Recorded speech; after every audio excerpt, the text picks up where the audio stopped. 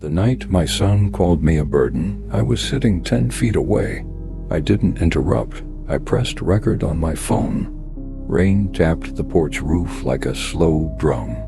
The television inside hummed to a baseball game. No one was watching. A single moth banged itself silly against the porch light. Soft thuds, soft wings. I was in my old oak chair, the one I built when my hands were younger, and my back didn't talk so much. That chair had held birthdays and grief and late-night coffee. That chair had held my marriage. That chair was holding my anger like a careful bowl. He didn't see me through the screen door. The kitchen light cast him in a square of yellow. My boy in his 40s with a haircut that tried too hard and shoulders that didn't. He whispered like a conspirator. "Dad's slipping," he said. "We can't do this for much longer. The house alone is worth, what, $450? If we move him into assisted living, that covers years. We should talk to Morrison about guardianship. Just get him to sign. He won't even know the difference." His wife said, "If we don't act now, he'll get stubborn. Don't tell him until we have the papers." They thought the rain would cover them. They thought old ears can't catch new sins. I set my palm on the arm of the chair. I didn't stand, I didn't cough. I didn't say his name. The moth hit the bulb again. The game droned on. The house I'd paid off with 35 years of government wages breathed around me like a living animal that had trusted us too long. Just get him to sign. A lifetime squeezed into one sentence. I remembered the taste in my mouth-cold coffee, and shame not for me, but for my son, for the boy who used to sit on this very porch step, tying his shoes with his tongue out, proud to make a loop. The boy who used to push his mother on the porch, swing, and shout, "Higher, Mom, higher." That boy grew into a man who counted square footage before he counted kindness. I pressed my thumb into the oak. "Stay put," I told myself. "Let the chair hold you." And it did. I waited until their voices quieted. The fridge clicked. The hallway light snapped off. When the house settled, I stood, one bone at a time, and ran my fingers along the top rail of the chair. The wood felt like a friend's shoulder. "All right," I said to no one and to Ruth, my wife, gone 5 years but not gone from this porch. "All right." I blew out the porch light. The moth spiraled into dark. And that was the night I stopped being somebody's obligation and started being a witness who would take the stand. My name is Harold Bennett. I'm 69, retired postmaster of Franklin County, Ohio. And if you've ever had your pension paperwork misdelivered, you probably yelled at me back in '98. I sorted first and apologized second. And if you ask Mary down at First National, she'll tell you I never lost a savings bond envelope, not once. You learn things from mail that people don't think you learn, how lives look when they're flattened against paper. I married Ruth on a September Saturday that smelled like warm apples. We brought our son, Daniel, home to this porch 47 Julys ago and set him on a blanket while the cicadas were screaming. He teethed on the arm of this chair, little crescent dents you can still feel if you run your fingers slow. I patched a loose spindle the night after he broke his wrist at Little League.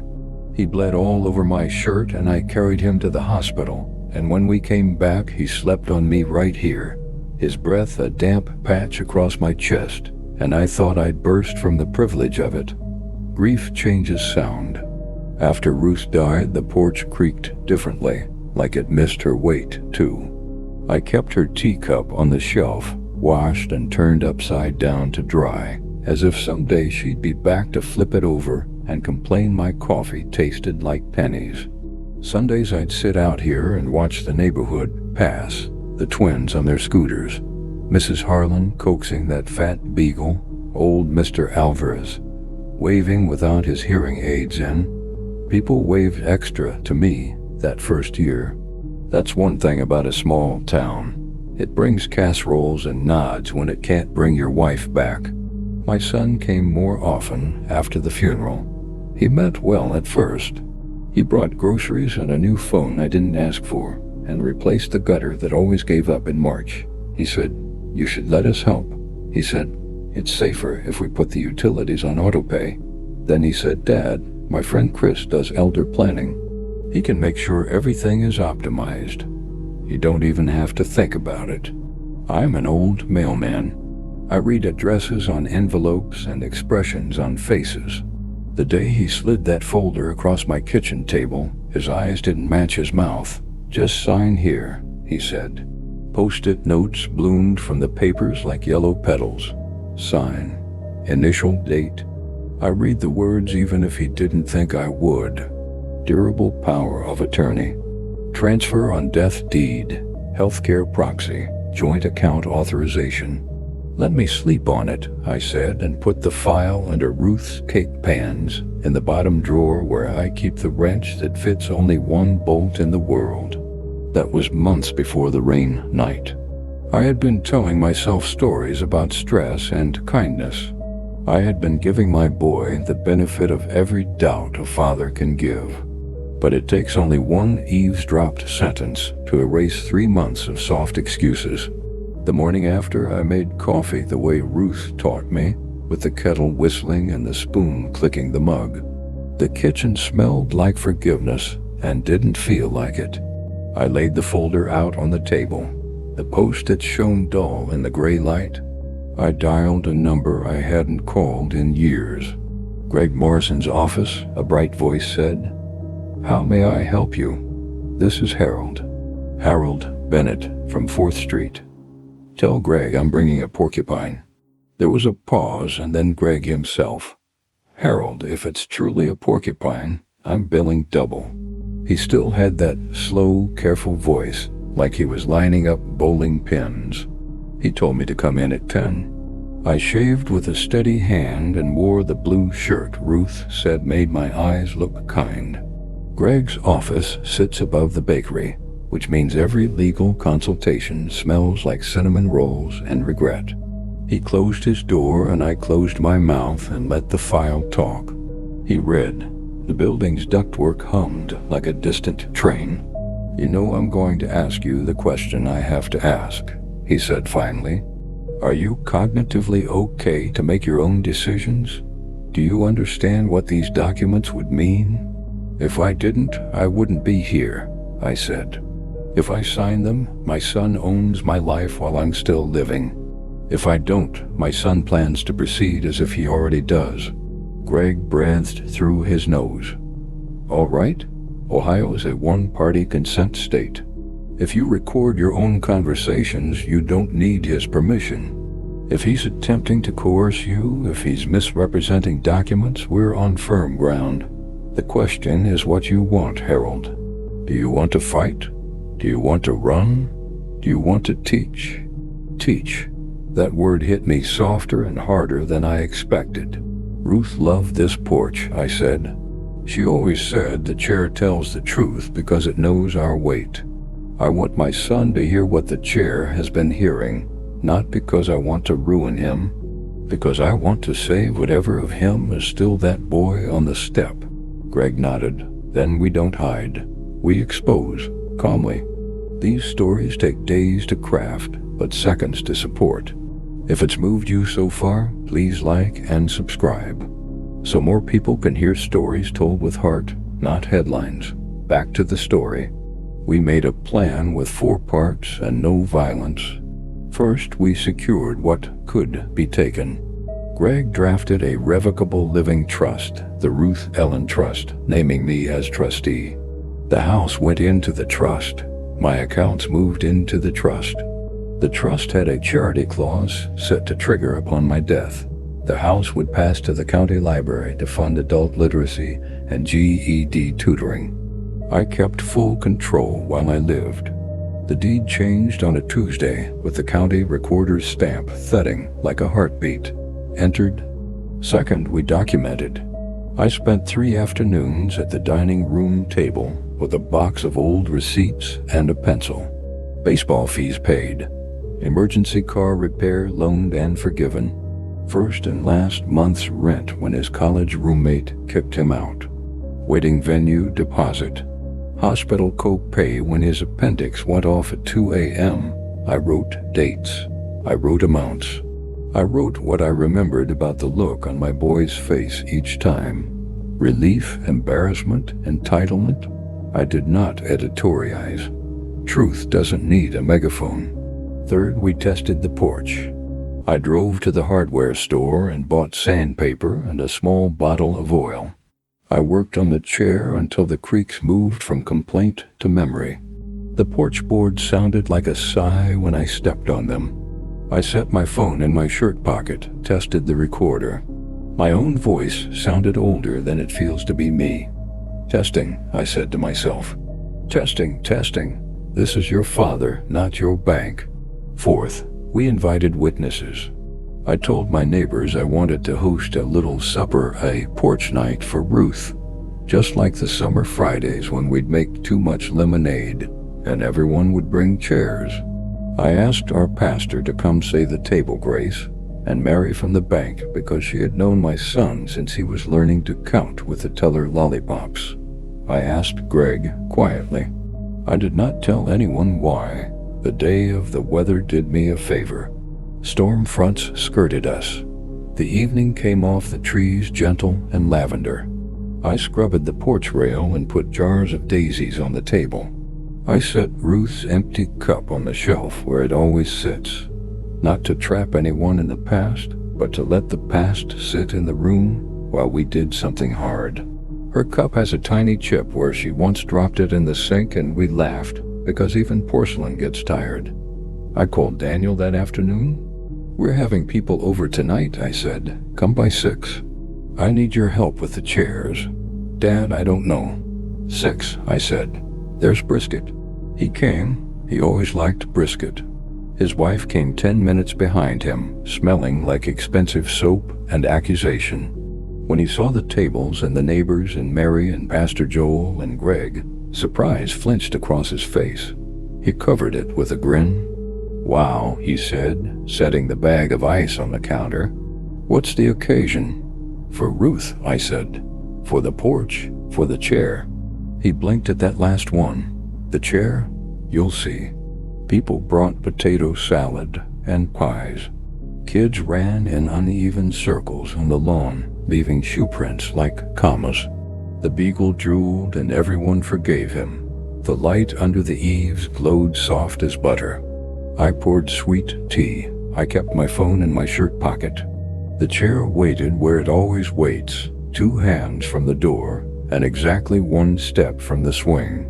When folks filled plates and settled, when the laughter had softened into conversation, I stood by the rail and cleared my throat. Thanks for coming, I said. I won't make a speech, just a story. I put my hand on the chair. The other night, I began, while I was sitting right here, my son stood 10 feet away in my kitchen and called me a burden. He talked about selling this house to fund a nursing home and about getting me to sign papers I hadn't read. He didn't know the door was open. He didn't know the chair was listening. He didn't know his father still knows how to listen too. Silence pulled the air tight. The moths circled the light the way thoughts circle around an admission. Daniel's chair scraped the deck. Dad, he said, his smile gone immediately. What are you doing? I'm telling the truth, son. Not like this, he hissed. Not in front of.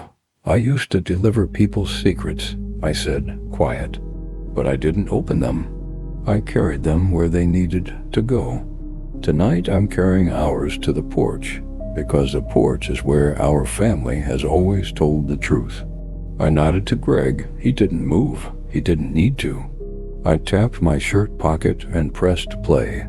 The recording came from my phone, tinny but undeniable. His voice a little higher. His wife's voice sharp enough to cut the sweet tea. Guardianship.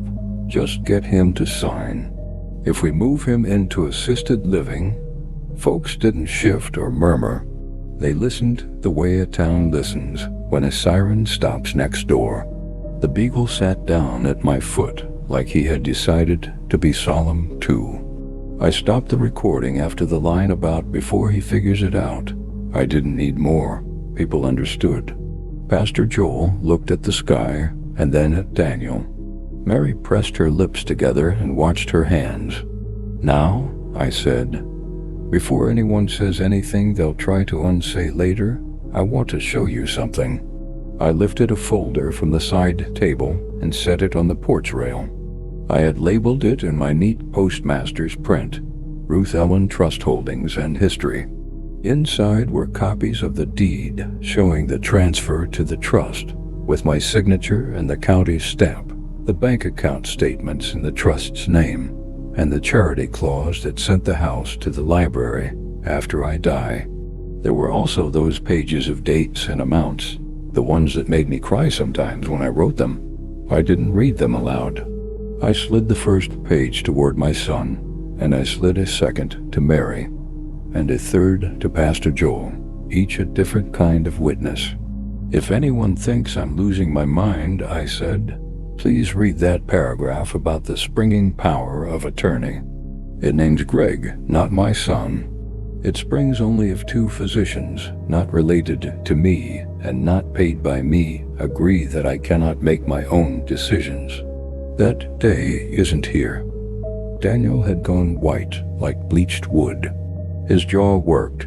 He looked at the first page and then looked up. "Dad, this is insane. Why would you do that without talking to me?" "Because you were planning my future like I was a lawn you could mow," I said. "Because you were going to talk me into giving you the handle to my life. Because you stopped talking to me and started talking about me. It was a plan to help you," he said. "We were thinking ahead. We have our own bills. We can't live like this." "We?" I said. "I didn't ask you to live like anything. I asked you to visit me sometimes and tell me about your day and remember your mother when the peonies bloom." His wife straightened. "You're making us look like monsters." I shook my head, slow. "I don't have to make you look like anything." Greg cleared his throat, the way a lawyer signals he is also a neighbor. "Daniel," he said, "what your father has done is prudent. It's what I advise every elder in town to do. It protects them from fraud and from the indignity of being moved around like a pawn. It doesn't lock you out of being a son. It locks you out of being a thief." The word hung there. It wasn't shouted. It didn't need to be. It landed like a nail in dry wood. I took a breath. "I didn't call you here to destroy you," I said to my boy. "I called you here to let you choose. You can keep going down this road where your father becomes a problem to solve and his house becomes a number you write on a napkin. Or you can come back to the porch and we can start over. But either way, the house is not yours to sell. It is held for me while I live, and when I die, it will teach someone to read. That's what your mother would have liked. She always said the only inheritance that matters is the one that makes someone less afraid of the world." He laughed, one hard bark that wasn't a laugh. "So you humiliate me in front of half the town, and then you quote Mom at me? This is sick." "Humiliation is what happens when the truth meets pride," I said. "Shame is what happens when it meets conscience. I can't choose which one you feel." Mary stood then, small and fierce. "Sweetheart," she said to my son in the voice she uses when people bounce a check and pretend they didn't, "your father signed your loan application for that first used Honda. He made the payments twice when you forgot. I know because I processed them. He didn't tell anyone. We don't get to use people and then call them burdens." Pastor Joel didn't stand. He just braced his elbows on his knees. "There's still a table here," he said, "and there's still food. I suggest we all eat while our better angels climb into the room." We ate. Not much, and not joyfully, but we ate. People refilled cups and passed bread, because that's what towns do when someone breaks something invisible. Daniel didn't touch his plate. His wife pushed hers away. She whispered in his ear, and it looked like poison going in. He stood so fast his chair almost toppled. "We're leaving," he said. He pointed at me. "You're going to regret this." I put my hand on the chair. It didn't creak. "I regret a great many things," I said. "Telling the truth isn't one of them." They left down the steps the way you leave a church before the benediction, and for a moment I was just a father, breathing. The porch did what porches do. It held what had happened and let the sky carry what it could. People stayed, not because they like a show, but because they know to leave is to abandon the awkwardness that makes us decent. We drank more tea. The moths wore themselves out. Someone laughed at something small and true, and the porch forgave us.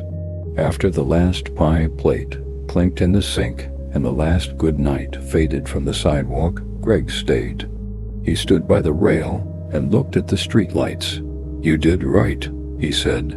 "I did necessary," I said. "That's the same thing more often than not." He patted the top of the chair and smiled. "You know, I think I could sit in this thing and tell the truth, too. You'd bill me for it." "Double," he said. When I was alone, the house was too loud with my pulse.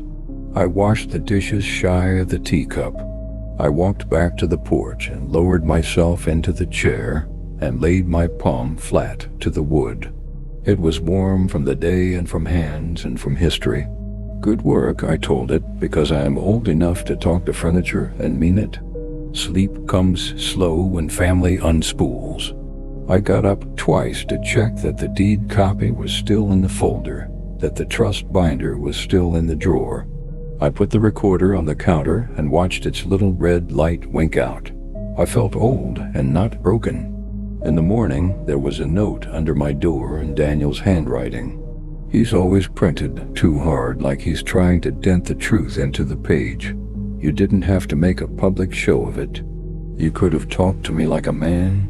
I was trying to be responsible. You're acting like a paranoid old fool. Don't contact us until you're ready to apologize." I sat with that a long time. Then I wrote back without anger, because anger would have been too easy and too young. "Son, I didn't make a show. I made a record.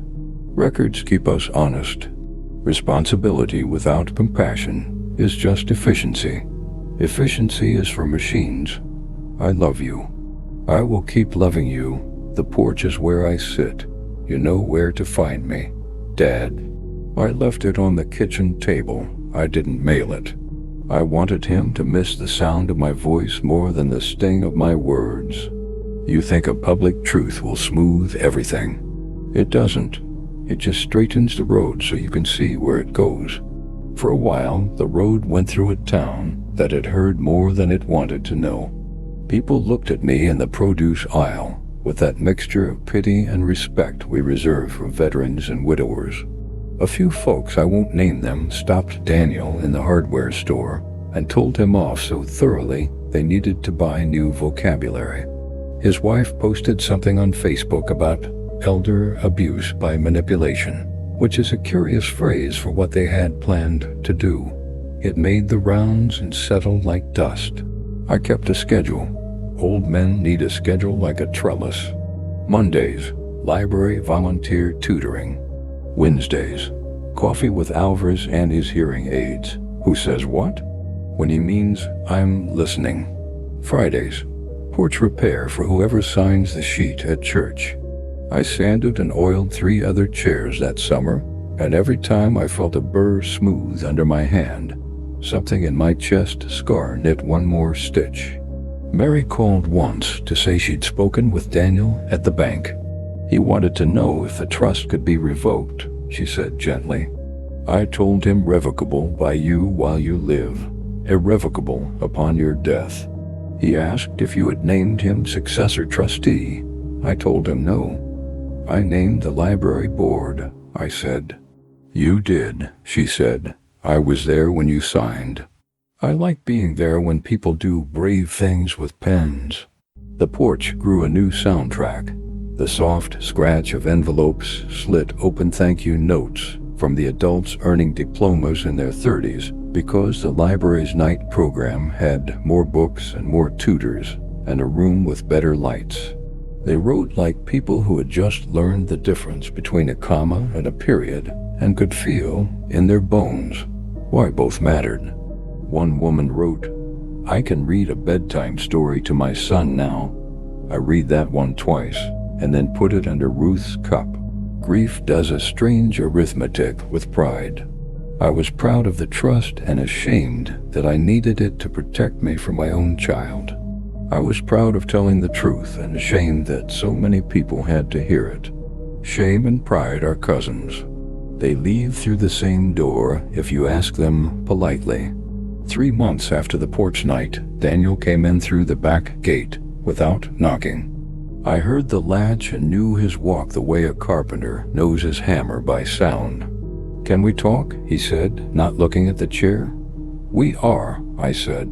"I lost a client," he said. "I guess you already knew that. People talk. They think I tried to rob my own father. They don't know our situation. They don't know you forget your pills sometimes or that you leave the stove on." "I forget my pills," I said, tapping the plastic dispenser on the table. "And then I remember them. I leave the stove on sometimes and then I turn it off. Those are not legal arguments for owning a man. You take everything personally. I am a person."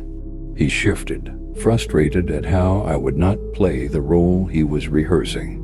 "Look," he said, softer. I panicked. "We're underwater and—" "Say that first," I said. "Say I panicked first. Don't say I planned.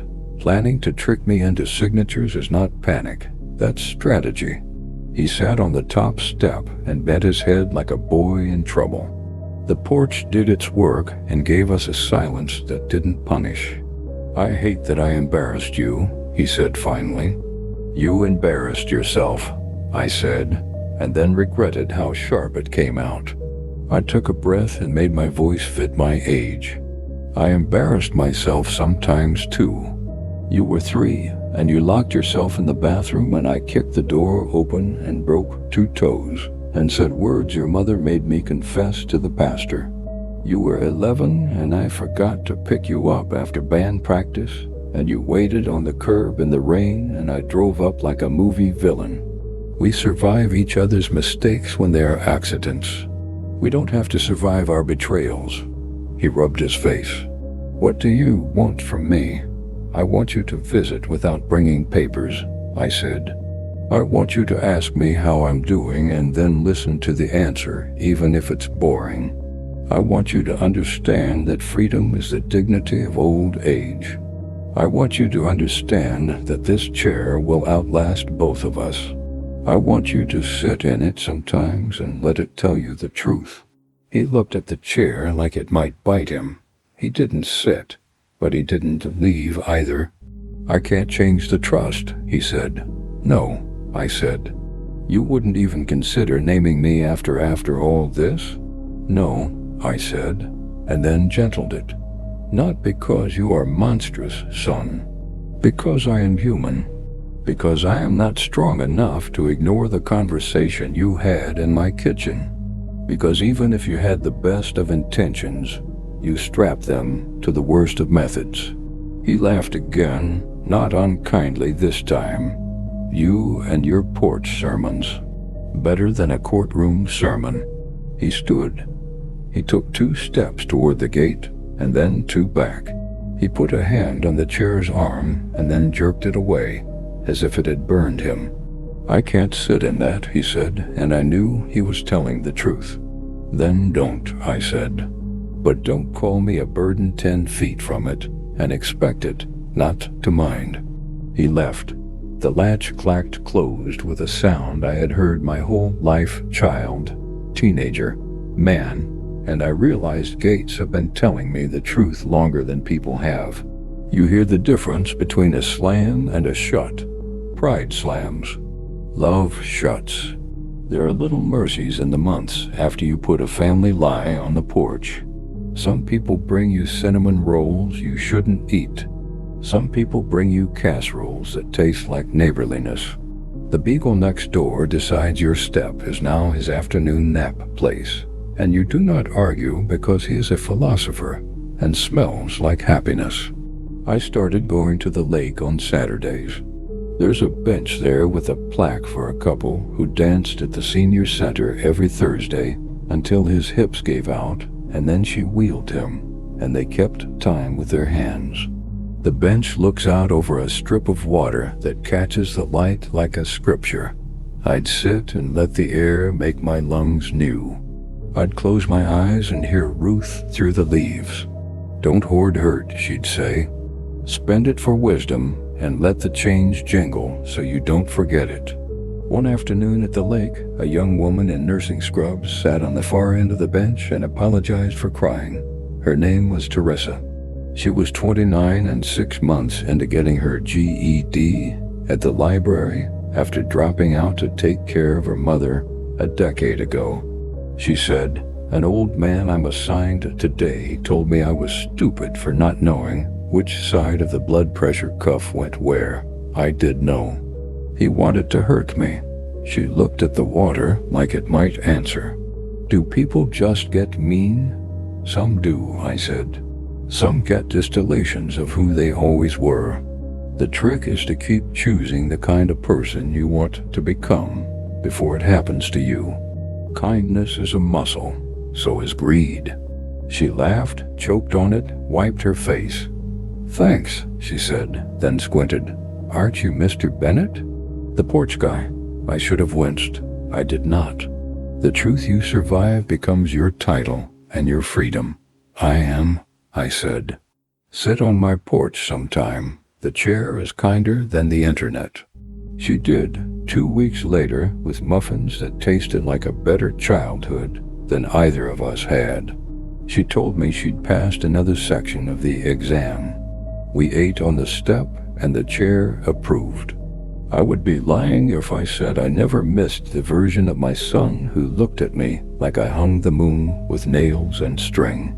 But a strange relief settles in your bones when you finally choose boundaries over bargaining. The relief is quiet. It doesn't post on Facebook. It sits on a porch and watches a thunderhead decide whether to break over your block or spare you, and either way, you know you'll sleep. Late autumn came with that metallic smell the air gets when the maples finally give up. I put storm windows down. I oiled the chair one last time before the cold and put a folded towel on it so the wood wouldn't bite when I went out to check the stars. The trust binder stayed in the drawer, like a testament I didn't have to read anymore. The house mine while I breathe, someday someone else's place to shelve new books and teach adults to read their mail without flinching. And then, because there is always another letter in the bag, you live into a different kind of quiet. One evening near Christmas, Daniel came at dusk. He stood in the yard where the grass had gone the color of a penny and a fountain. He didn't step on the porch. He held a paper bag like an offering or a bomb. "I brought Mom's record player," he said. "You said I could take it last year." "I never did. I figured you should have it for now." He placed it at the foot of the steps. He wore that same haircut that tried, and those same shoulders that didn't quite, and he looked like a boy again, only taller and haunted by rent. "Thank you," I said. "And I brought the Joni Mitchell winter album," he said. "She sang about rivers. Mom loved that one." "She did," I said. "She'd dance slow to it and complain that my rhythm was a day late." He smiled, small. He looked at the chair and at the bag and at the street, and then he said, "I'm sorry," so quietly I almost didn't hear it. He said it like a man who has discovered the currency of an apology only spends if you hand it over without checking its value first. "Come sit," I said, and moved my hand from the chair to the step. He sat on the step, not in the chair. Not yet. The step was enough. We let the dusk fill in around us. A car went by with its blinker clicking a slow metronome for breathing. Somewhere 2 blocks over, a kid practiced trumpet, brave and off-key. "Dad," he said. I don't know how to make this right." "You don't," I said. "You just make today less wrong." We didn't talk about money. We didn't talk about the trust. We didn't talk about his wife, who had not come and who might not ever. We talked about whether the Browns would break our hearts again, and whether the chili cook-off had been rigged this year, and whether the beagle next door could be taught to stop loving me so loudly. The porch let us try out ordinary again, and ordinary turned out to be holy. Before he left, he put his hand on the chair's back, the briefest touch, like a man checking whether the stove is on. He didn't sit, but the chair did not burn him. Progress is sometimes nothing but a hand on something honest. In February, the library sent a photo. A new adult literacy room had opened with shelves that didn't wobble and lamps that didn't buzz. The plaque by the door read, "In honor of Ruth Ellen Bennett, who loved a good book and a better conversation." I took the photo to the porch and set it next to the record player. I played the Joni album and imagined Ruth humming off key because she never bothered to learn the melody when she could romance the harmony. If you're waiting for a tidy ribbon, I don't have one. My son didn't fall to his knees and weep. I didn't sell the house to fly to Italy and meet a widow who bakes. Justice didn't arrive like a parade. It arrived like a return to room temperature. The moral exposure happened the way truth usually does. Wholly, then weakly, then occasionally. Then as a fact people don't even remember learning. Sometimes Daniel comes by and sits on the step. Once, when the sun was low and kind, he sat in the chair. He didn't last long. He got up like it was too honest a place to stay. That's all right. The body eases into courage the way it eases into water. First your toes, then your ankles, someday maybe your shoulders. He brought me a plant for Father's Day, a pothos that I could not kill if I tried. He said, "So the porch can have something that grows without hurting you." He wrote me a birthday card and didn't ask for money. He told me he'd started seeing a counselor and said it like a confession and like a relief and like he was building a chair of his own. I told him I was proud of him, and I meant it. I don't know how I will die. I hope it's not on the porch, but if it is, the chair will not mind. The trust will do what it does. A young man who has never met me will shelve a book that makes him feel less stupid and more brave. A woman who raised her sister while their mother worked 2 jobs will pass an exam and will go home and read a bedtime story that rhymes moon with spoon. And she will laugh, because anyone can see that's lazy, but also blessed true. Every so often the night tries to be the same as that first one. The rain taps, the TV mumbles. A moth insists on its mission. I put my hand on the chair. The wood is smooth now, not from sanding, but from living. People always ask when they hear a story like mine, "Aren't you angry?" The answer is yes, sometimes, in the way a healed cut still aches when it rains. But mostly, I am relieved. I am free in the very old-fashioned way. I can sit where I want and mean what I say. If you ever come by, I'll pour you coffee that tastes like pennies and memory, and we'll watch the neighborhood invent headlines out of nothing. I will tell you this, that night the chair held my anger. Tonight it holds my peace. And when I am gone, it will hold someone else's weight and tell them the truth too. Truth is not a weapon. It is a porch. You don't swing it. You stand on it.